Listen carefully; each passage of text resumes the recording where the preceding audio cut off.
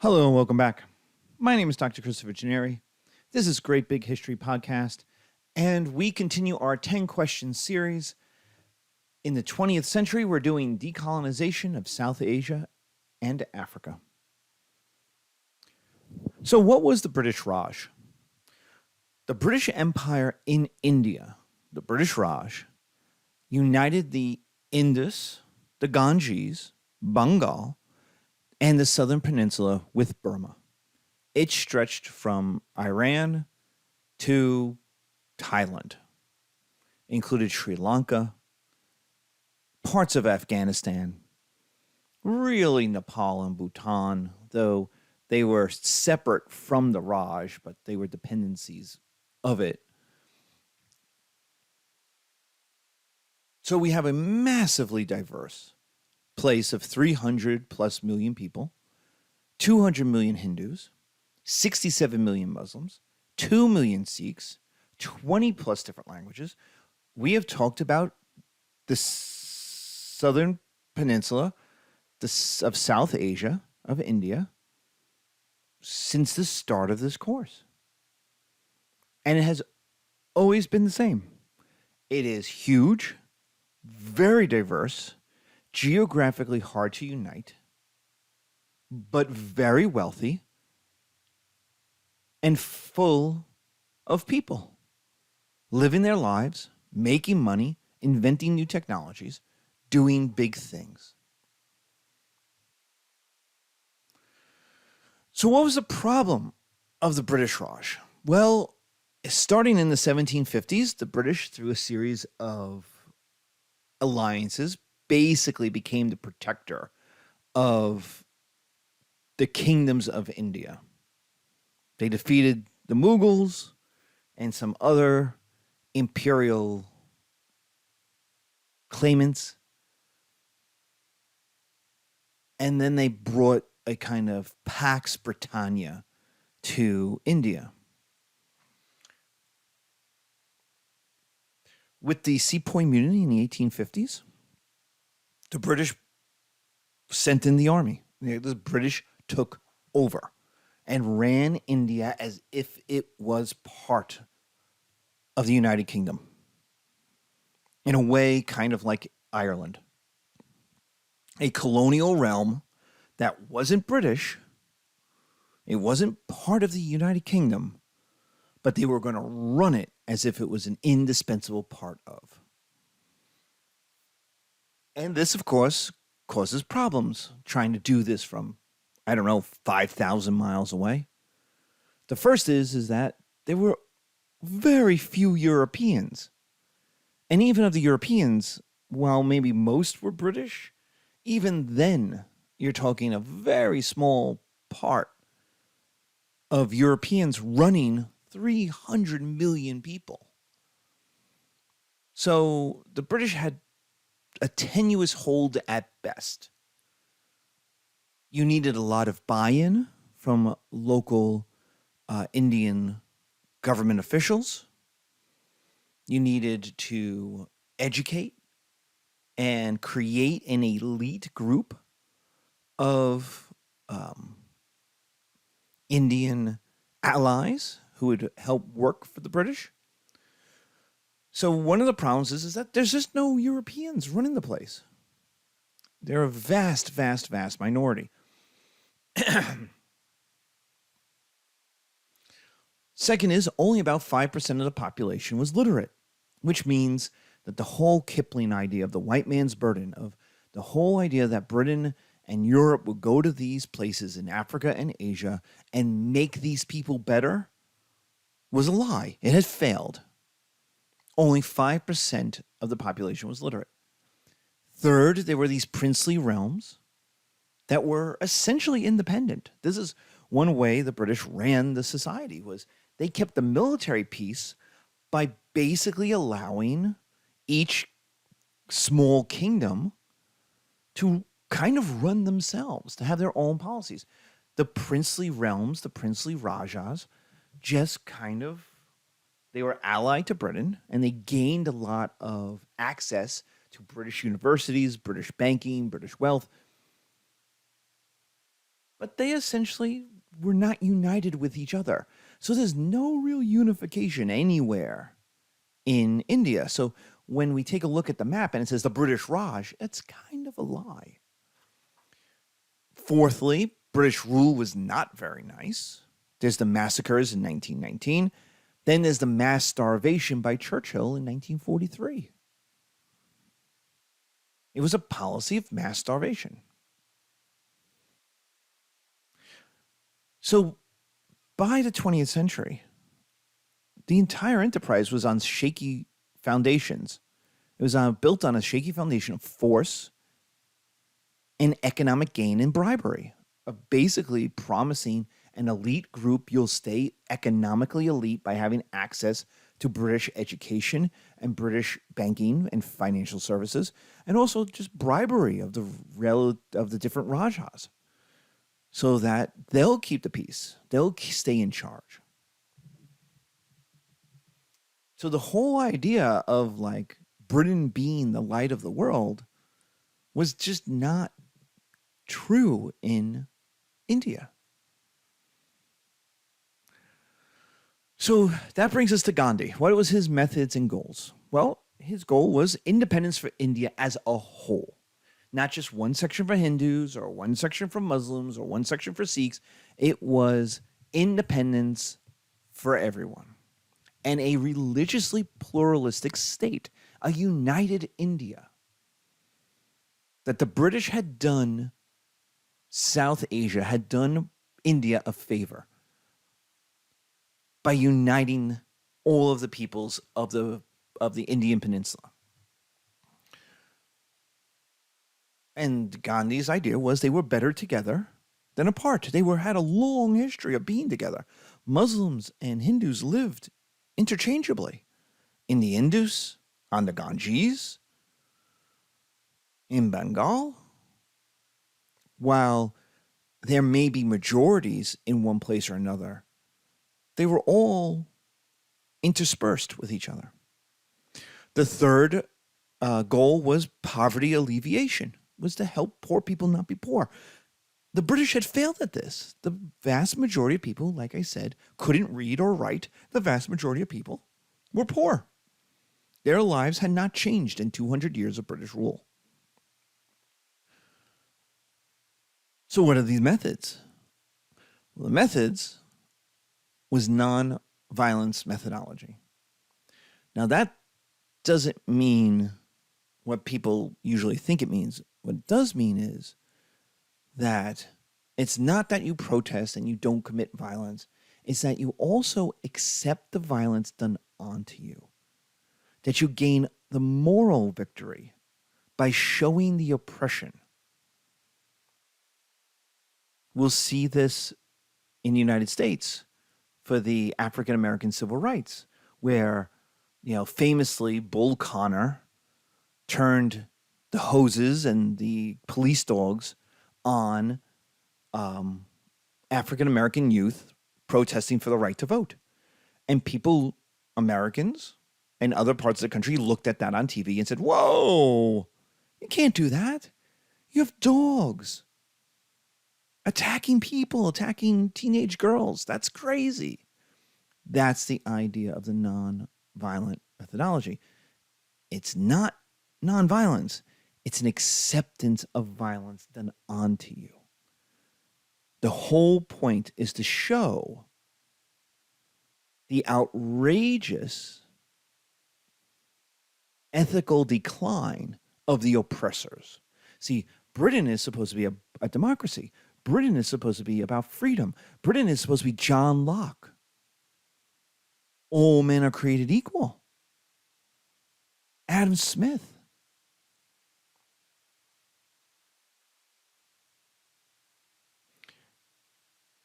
And yet, when it came to India, when it comes to the colonies, there is no John Locke.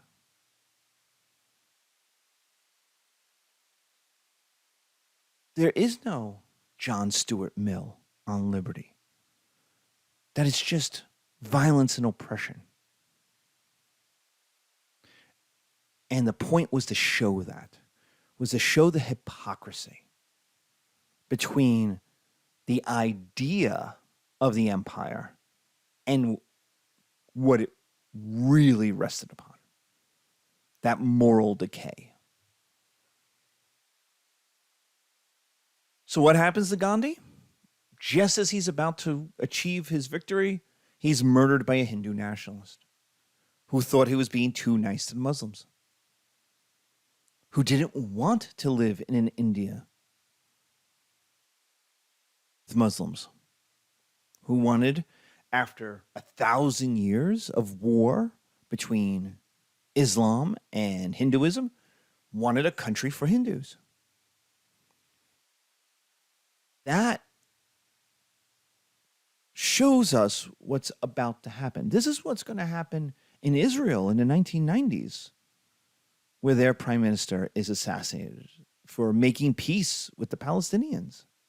He's assassinated not by an Islamic terrorist, not by a Palestinian liberationist.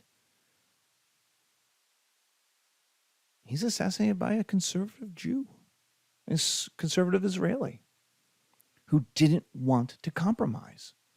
And it foresaw what would happen in Israel under Netanyahu in the 2000s.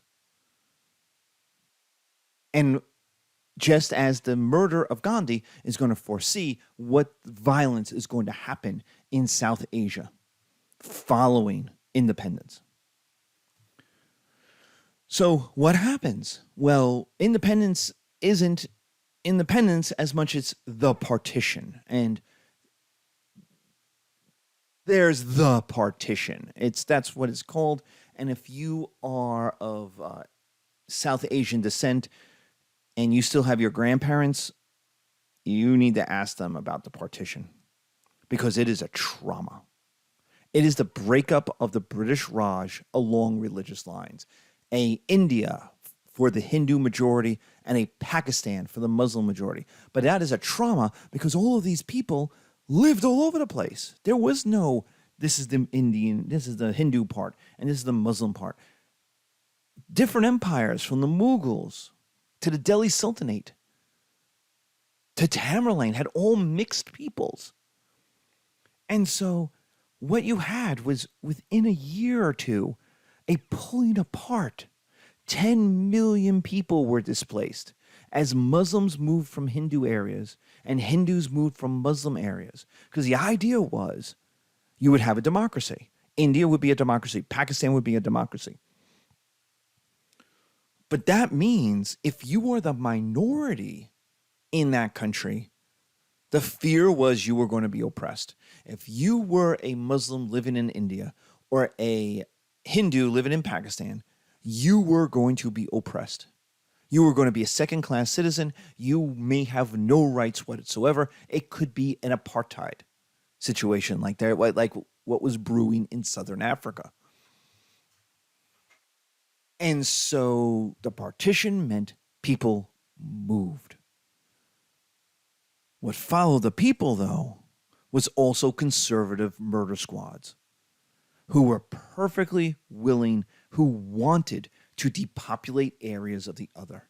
And they're going to murder some 2 million people, entire train loads. I've heard students tell me stories that their grandparents told about hiding under dead bodies on trains, of people being shot with machine guns. The idea in a democracy is you just have to be the majority. So there's a couple of ways of becoming the majority. One way is you have better ideas and you convince people to follow your ideas. The other way is just to murder the opponents. The kind of Nazi way of winning in a democracy. You murder your opponents so that you are the majority. And so conservative murder squads in Pakistan and in India, it's Hindus and Muslims, went through towns murdering entire groups of other people. We'll see this again in the 2000s. You've lived through this in Iraq, where Sunni groups went into neighborhoods and murdered the Shia Muslims, and then Shia hit squads went into the same neighborhood, and murdered all the Sunnis. The idea was if you're going to have a democracy, you want to be the majority. This trauma leads to three major wars between India and Pakistan. Now, the Pakistan that we're talking about is in quotes because it's not modern Pakistan. The Pakistan of 1947 is West Pakistan and East Pakistan. So it was a bigger Pakistan. It was a Pakistan of the Muslims. The problem was they were separated by 2,000 miles of Hindu India. And even though East Pakistan was the majority of the population, the people of Bengal were the majority of the population, it was the groups in West Pakistan on the Indus River who dominated the politics. Well, that led to a civil war, a revolution in Bangladesh, and a revolution that would create Bangladesh and turn East Pakistan into Bangladesh. So thus, India and Pakistan begin to fall apart into even smaller pieces. India develops nuclear weapons because China has them, and because India has them, Pakistan will develop nuclear weapons, and they basically are pointed at each other. If you live long enough to see a nuclear war in the world, it's most likely going to be between India and Pakistan. That's the place where it's most likely to happen. At least it has since I've been teaching the last 20 years. I mean, we've already had almost 2 or 3 times when India and Pakistan nearly launched nuclear weapons at each other. So you get these two countries that are antagonists to each other. And what happens is India becomes a pro-Soviet Union democracy, which is weird, I know. But you see, remember, Hindu India was against Britain. Britain was the colonial master. So in come the Soviets. Hey, we're anti-colonial Britain too. So the enemy of my enemy becomes my friend. Likewise, the United States was the best friend of my enemy. So we couldn't be good friends. But Pakistan could become friends with the United States. And so the United States and Pakistan have a very weird relationship because Pakistan is a military dictatorship and yet is an American ally. And India is, quote, the largest democracy in the world and was an ally of the Soviet Union. So decolonization created weird political alliances. What's the result of South Asian independence? It was that India has developed into a major economy and the largest democracy in the world. We have our graphic on our video where India and Pakistan are basically the same. But remember, Hindu India is many times larger. So actually, Pakistan was the richer of the two.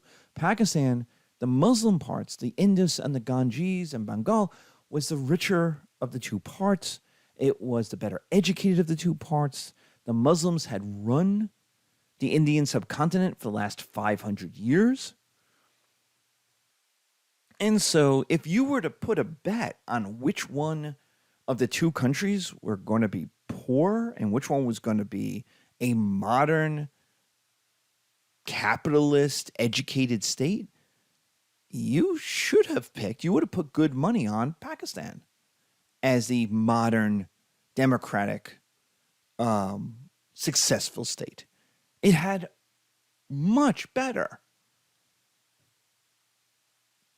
groundwork, much better foundation to create a modern state than pretty much anywhere else we're going to talk about. Much better than what was going on in Africa or even in the southern peninsula of India. And yet what you get is a large democracy in India, a major modern economy, while Pakistan is a klepto-militant state. The military has taken over, And a series of dictators have essentially drained Pakistan of its money. Pakistan is home to an anti Indian, anti American terrorists. Not only the Taliban, but Osama bin Laden was in Pakistan. And Osama bin Laden's group continues to be in Pakistan. But Pakistan was also the most terrorized state on earth. During our invasion of Afghanistan and during the war in Afghanistan, more bombings, more terrorism bombings, that's not including the American bombings that happened in the far north, just Islamic terror bombings. More Islamic terrorism happened in Pakistan than any other country on earth.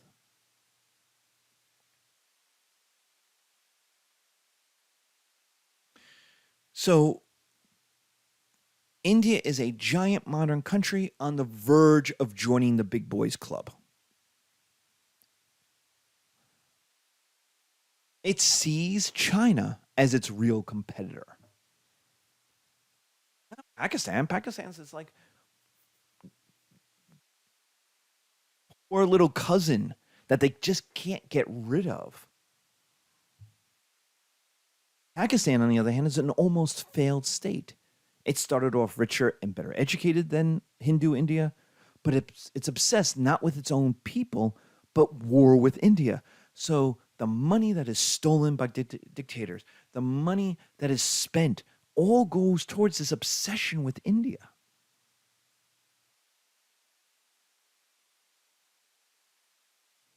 So what should have happened is India continues to grow.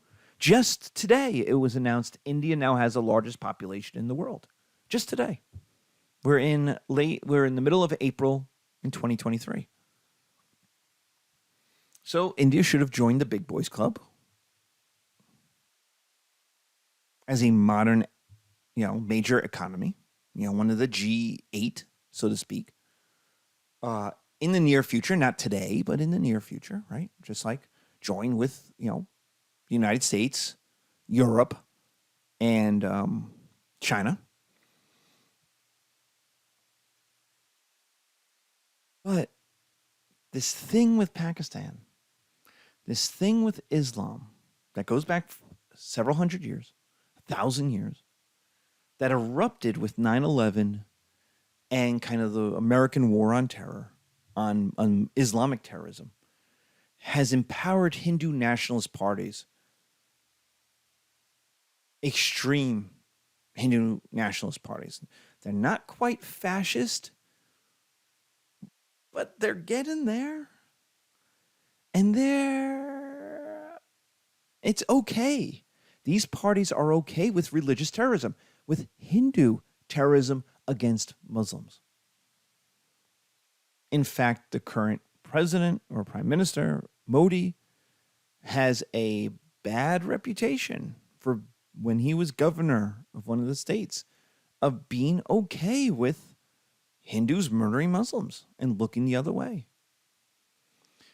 So these parties are okay with this pseudo-fascist dictatorship,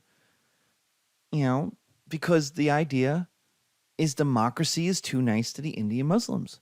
In some ways, we're seeing the same thing in Israel. The idea that democracy is too weak, it's too nice. What you need is a strong militant, not dictatorship in Israel. That's not what they're looking for. But they want a militant leader who's going to solve the Palestinian problem. And that is what Modi is being elected to do. That's what his party is being elected to do in India, is to solve the Pakistan problem, to come up with, and I kid you not, these are the words that are used, a final solution, quote unquote, to the, quote, Pakistan problem. So stay tuned, because South Asia's a mess and it's getting worse.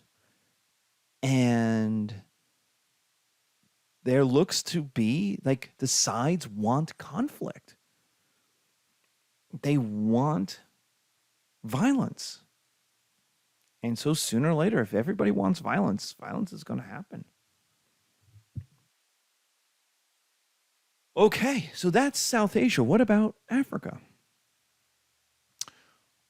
Well, the decolonization of Africa is very, very messy. It's a massively large continent. It is divided up between many different countries. It's got 100 different cultures, easy, 500 different languages. You know, the Europeans did not prepare these countries for independence at all. At all. Even their borders don't make sense. Their borders were drawn by Europeans for Europeans. They don't reflect ethnic unification or diversity at all. So when the British, the French, the Belgians leave, these countries fail almost immediately. In fact, the Belgians reinvaded the Congo, saying, see, they're not ready. We have to own them some more. We've been here 100 years. It's not our fault. Only 1% of the population is literate. It was something like that. Like in the Congo, it was like 1% of the population. The Belgians did almost nothing to prepare Congo for independence. And then once they were kicked out by the people of the Congo, after a very violent, this is the King Leopold's cutting off the hands of people. Like, it's just a horror show of what happened to the people in the Congo, right? Remember, Joseph Conrad in 1905, 1906, wrote about the Congo as the heart of darkness.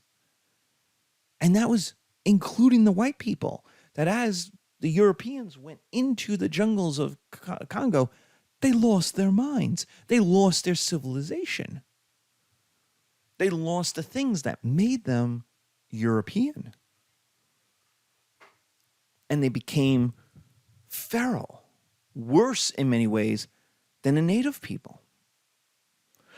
And so the Belgians actually reinvaded. This is the one of my favorite lines from Billy Joel's We Didn't Start the Fire, where he ends his stanza with Belgians in the Congo. Well, it's because the Belgians came back. They had left and they came back saying, see, they're not ready. And so there was a UN, USA, weren't having it. They forced the Belgians out. In fact, this was a Swedish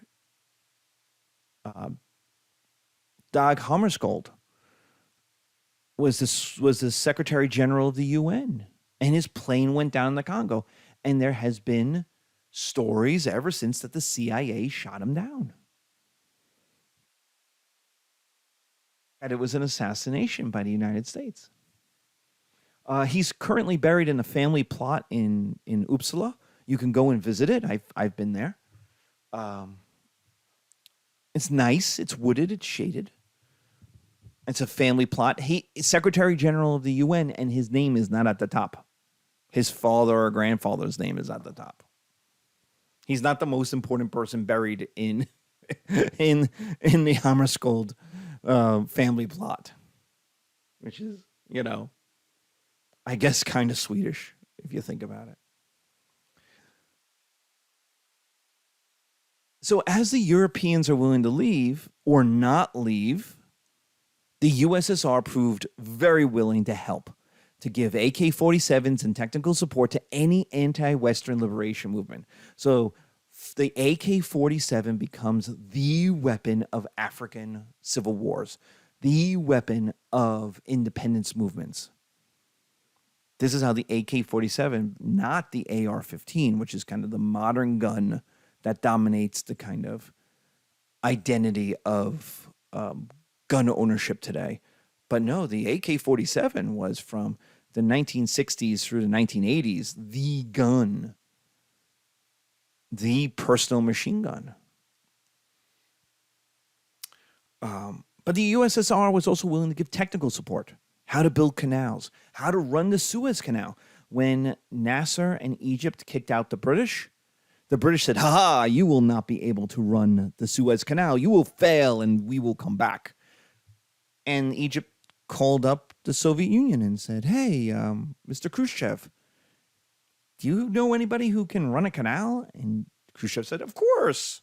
We're the Soviets. We get this shit done all the time. And so he sent pilots down, he sent engineers down, and Nasser was able to look at the British and go, see, get the F out and don't let the door hit you where the sun don't shine. USA, on the other hand, the United States was, once the AK-47s came in, was perfectly willing to arm any conservative minority dictator willing to oppress quote-unquote communist groups. And it's quote-unquote communist groups because the USSR said, you have to be communist. And these people said, are you going to give us guns? And he said, yes, if you're communist. And he said, what does communism mean? It means everybody's equal, but mostly it means shoot British and French people. And the African people said, fine, we're communists because we're going to shoot some British, French, and Belgians. So how communist were they? There's no communism in Africa. There's none. They're not rich enough. They're not industrial enough to have Marxism. They're just going to have a pro-Soviet dictatorship as opposed to the USA having a pro-American dictatorship. So you have lots of civil wars, lots of death, lots of destruction. The government oppressed democracy and looted money from the treasury. Trillions of dollars went into dictators' personal accounts in Delaware, in Switzerland, in the Grand Caymans. So Africa became poor, or poorer, I should say, following decolonization. Well, what about the white colonists who had gone to Africa in the 1718 and early 1900s? Well, they said, F you, we're staying. We ain't leaving. And that led to a series of conflicts, mostly wars, but not always wars. But where there was large white populations, they didn't want to leave. In Algeria, they made Algeria part of France. Literally a province of France, so that the French couldn't give it up. And that ended up with the Algerian War from 1954 to 1962. It's kind of like a modern, it's really kind of the prototypical, like the model for what a guerrilla war will become, what a religiously inspired guerrilla war will look like.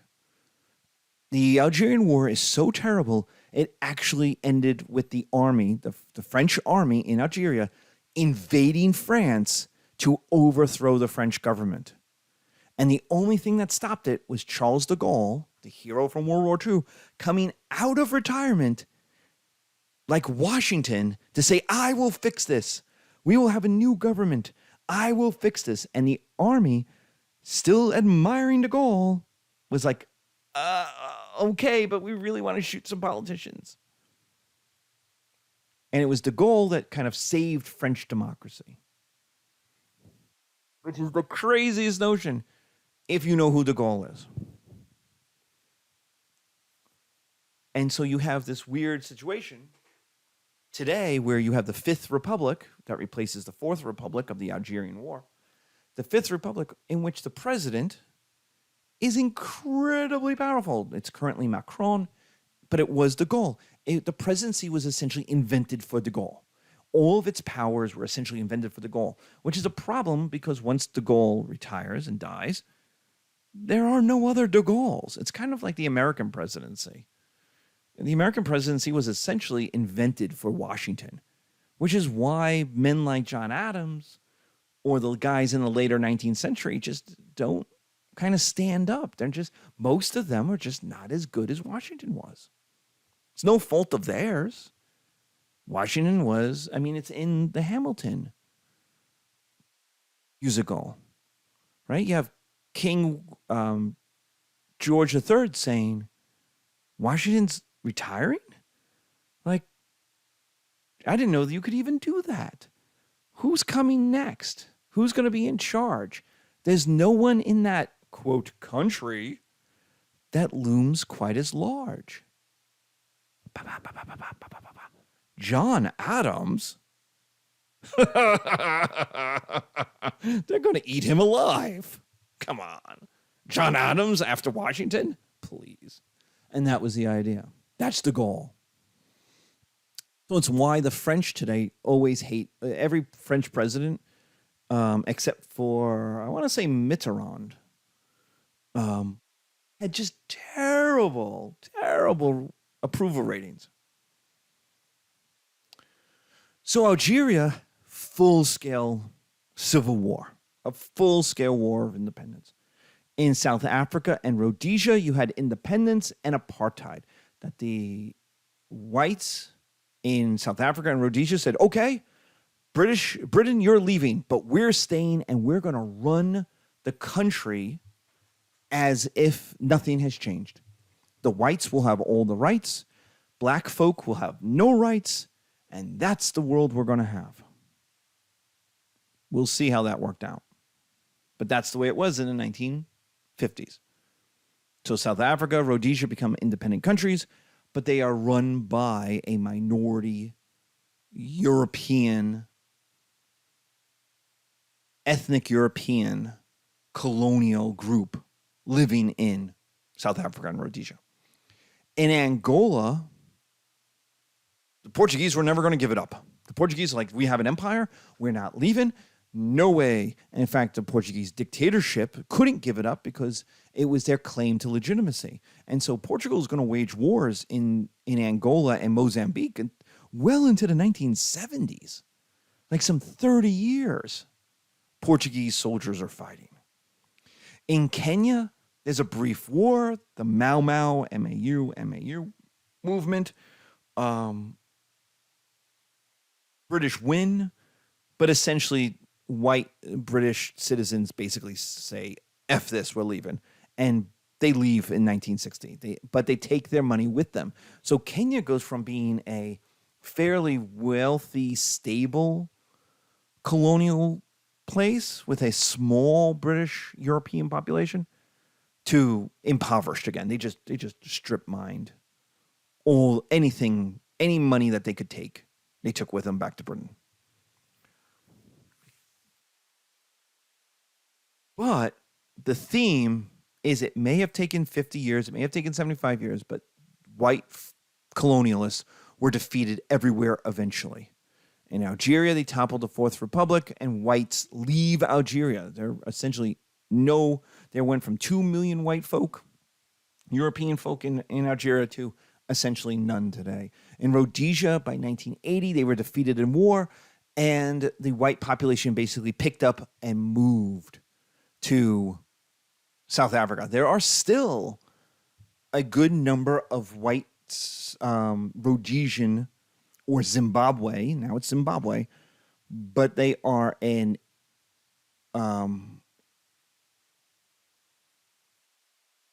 at times oppressed minority. The Zimbabwe government, the Zimbabwe dictatorship would attack them whenever it needed a villain to blame for why the dictatorship was a disaster. And the dictatorship was a disaster because it just freaking looted the country. One of the great rich countries of the world, of Africa, they just looted it. And so, Zimbabwe was poor. Zimbabwe has had some of the worst economic, financial. I mean, there was like £1 trillion Zimbabwe note, like $1 was worth $1 trillion Zimbabwe dollars, that type of thing. I mean, the hyperinflation was just insane. And in Angola and Mozambique, the Portuguese were defeated in the 70s and basically kicked out of both. Now, the Portuguese come back culturally. And so there's a bit of a Lusophone, meaning Portuguese language, commonwealth that connects Portugal, Brazil, East Timor, and Mozambique and Angola. And so there's an attempt to recreate not the empire, but these connections. Because otherwise, Brazil's relatively poor, Portugal is small, Angola and Mozambique are very poor, and East Timor is the poorest of them all. And so the idea was if they join together, at least they can have something in common. They could help each other improve. This kind of commonwealth idea. Why is South Africa different? South Africa has white colonial population, has a large white colonial population, a wealthy white colonial population. It's where apartheid is kind of the deepest, if not the most violent, certainly like the most successful. And yet the processes that we just saw don't happen there. Why? A lot of credit has to go to Nelson Mandela. He goes from a terrorist slash freedom fighter, depending on what side you're on, to a statesman while in prison. And it's this slow, grinding demand for rights that eventually turns the world against apartheid by the 1980s. That there was something wrong in a modern country of a minority group violently oppressing a majority group and denying them basic rights. Not only just the right to vote, but the rights to where to live.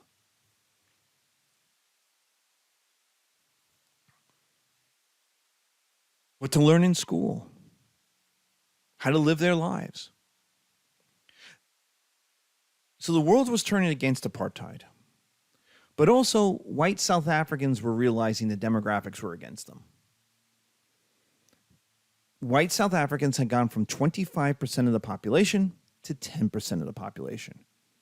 There was simply not enough white South Africans to control 90% of a black African minority.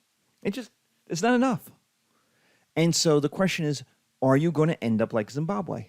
Are you going to end up like Kenya? Are you going to end up with a violent war that ends with white flight? And that was the question in the 80s. And then the end of the Cold War happened. The Soviet Union collapsed. The Warsaw Pact in Eastern Europe collapsed. And the idea was the USA and the UK didn't have to support dictators anywhere anymore. And so Mandela and Bishop Desmond Tutu, who both win Nobel Peace Prizes. This was a Final Jeopardy question just the other day, just like last week. And I was like, I know this. It's Mandela and Desmond Tutu. It's like one of the few countries like that have two Nobel Peace Prize winners who live on the same block, live on the same street. It's something like that. And it's Mandela and Desmond Tutu. And I'm like, nobody else got it. I got it. None of the, but I was just teaching this. I was just making this lecture. And I'm like, but I knew Desmond Tutu had won the Nobel Peace Prize before Mandela did. But what they come up with is the truth and reconciliation idea. That unlike Rhodesia, Zimbabwe, there would not be retribution for apartheid violence. That there would be truth and reconciliation. That there would be a chance to tell your truth. What happened to you as someone who was oppressed. But also, what did you do that was a crime as an oppressor? And then you would have reconciliation. You would have forgiveness. So the Truth and Reconciliation Commission, and this is only Nelson Mandela could have done this. It doesn't happen anywhere else in Africa because the crimes of apartheid were so horrible. The crimes of colonialism were so terrible that people wanted vengeance. They wanted justice. This is why British people in Kenya leave. This is why the white Rhodesians flee to go to South Africa. They're looking for protection. They are certain what is going to happen is vengeance. And the majority people will call it justice, but it's going to be bad. That doesn't happen in South Africa. The idea was the crimes of apartheid will be forgiven if, and this was a big if, you admit the truth, you apologize for what you or the institutions you were in charge of have done. And that included African freedom fighters who did terrorism, who blew up schools, who murdered policemen. They also had to ask for forgiveness. They were also part of it. And what this allowed was for victims of apartheid to be heard. Importantly, it created an official narrative not tied to the colonizer's story. Very important was not to have a lost cause narrative like in the United States after the Civil War, that somehow the slave owners, the colonizers, were the victims, that somehow the South was being oppressed. That's the lost cause narrative. This was, Truth and Reconciliation was an attempt to show that what had happened was a European colonization and oppression of Native African power and rights. And it was allowing the people to process the trauma of what they had done and what had been done to them. Because there were plenty of people, plenty of police people, plenty of military people, plenty of white South Africans who were ashamed of what they had done, of the violence they had committed, of the racism they had not only felt, but condoned, the system they had benefited from. And so it allowed a great national mourning. It allowed South Africa to move towards democracy without retribution. And it's essentially the only country in Africa that does that has that chance. Its white population doesn't flee. Its white wealth doesn't get exported to Switzerland. South Africa remains a successful democratic country in Africa. And it's really only the kind of legitimacy Nelson Mandela had, both within South Africa, within the African communities, but also within the world, that could do that. There are no other leaders who could have resisted the demands for vengeance, for justice, for violence. He does. And that's why, really, Nelson Mandela is he's rightfully an incredibly fascinating and important figure on the world stage, because he does something against the emotions of the majority of people. And he stands astride history. He stands against history and says, no, I think we can do something better. He doesn't go with the flow. He gets people to follow him. So that brings us to kind of our summary, the advantages and disadvantages of Africa since 2000. I was going to say the 2010s, but it's really 2000. And the advantages is Africa is moving in the right direction. It's got more democracy. It's got the highest gross domestic product, GDP, some $3 trillion in wealth, than it has ever had in its history.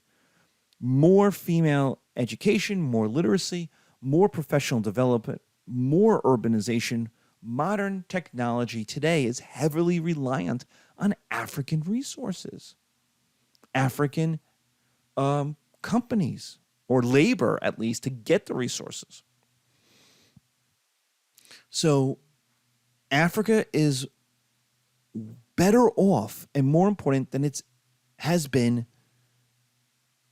in centuries. The disadvantage is that it's not there yet. China is building infrastructure in Africa, and it's great, except it's really there to benefit China. to help Chinese companies export more mineral wealth. And this kind of looks like a new imperialism. It looks like the way the Europeans acted. The Europeans built stuff in Africa not to help Africans, but to help themselves. And China's kind of doing the same thing. They build a new road. Can Africans use it? Yes. But it's real. But the new road is to connect the mines to the ports. So if you're living on between the mines and the ports, you get to use the road. But if you're not, then your life hasn't changed. There is, especially in the North, conservative Islamic terrorism. There's a new civil war and more violence. And this is not decolonization. This is now cultural. The idea that it's a conservatism that wants to change these countries of, the Sahara, of the Sahel, Mali, Mauritania, Niger, Burkina Faso, Chad, Northern Sudan, Northern Nigeria, Niger. The idea that they all have Islamic-based political insurrections going on. So there's a new attack on democracy. There's a new attack on capitalism. There's a new attack on westernization in Africa. Notice in Nigeria, the groups like to attack girls' schools and kidnap the girls. And the first thing they do is put a veil on them, put them in a hijab. The first thing they do is make them conservative wives, which is, part of the sex trafficking and rape of these poor girls. But it's also this idea that they are threatened by westernization, by the idea of feminism, the idea of female education. And so they are physically attacking the symbols of that and kidnapping the participants in that and then forcing them to basically return to like the 16th century under threat of violence. Third, as a disadvantage, is climate change is hurting Africa first and will hurt it the worst. It's a large part of it is on the equator. The Sahara is growing at an exponential rate at this point.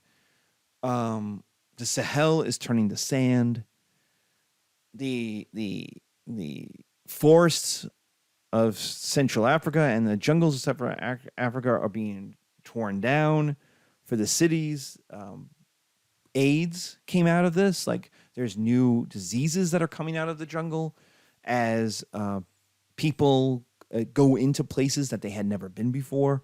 Climate change is hurting Africa first and will hurt it the worst.